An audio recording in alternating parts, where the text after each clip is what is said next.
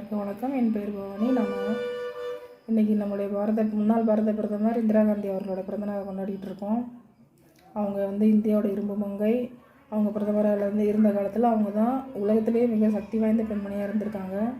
அவங்க எந்த ஒரு அரசியல் முடிவும் சரி, அரசின் கொள்கை முடிவுகளும் சரி, எந்த ஒரு சமரசத்துக்கும் இடமில்லாத உறுதியான முடிவுகளை எப்போவுமே எடுத்திருக்காங்க. நம்மளுடைய இந்தியாவோட வளர்ச்சிக்கு அவங்க எடுத்த எத்தனையோ துறைகளில் அவங்க எடுத்த எத்தனையோ முடிவுகள் இந்தியாவோட வளர்ச்சிக்கு உறுதுணையாக இருந்திருந்தாலும், நாடு இப்போ இருக்க நிலைமையில் இந்த கரண்ட்டு பிஜேபி கவர்மெண்ட்டோட ஒரு திறமையற்ற நிர்வாகத்தினால், திறமையற்ற வெளியுறவு கொள்கையினால் நம்ம கூட ஏற்கனவே நட்புறவாக இருந்த நாடுகள் கூட நம்ம நட்பு வேணான்னு விலகி போயிட்டாங்க. இந்த சூழ்நிலையில் இந்திரா காந்தி அவர்களுடைய வெளியுறவு கொள்கையை பற்றி நம்ம தெரிஞ்சுக்கிறது ரொம்ப அவசியமாகுது. அதில் முக்கியமானது என்னென்னா, 1971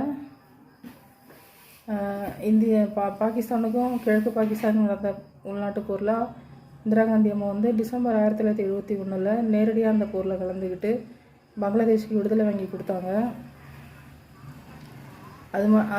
அந்த பாகிஸ்தானோட நடந்த போரில் நம்ம இந்தியா வெற்றியடைந்ததை தொடர்ந்து தெற்காசியாவில் இருக்கிற அனைத்து நாடுகளும் இந்தியாவோட நட்புறவை வேண்டி விரும்பி வந்துட்டாங்க.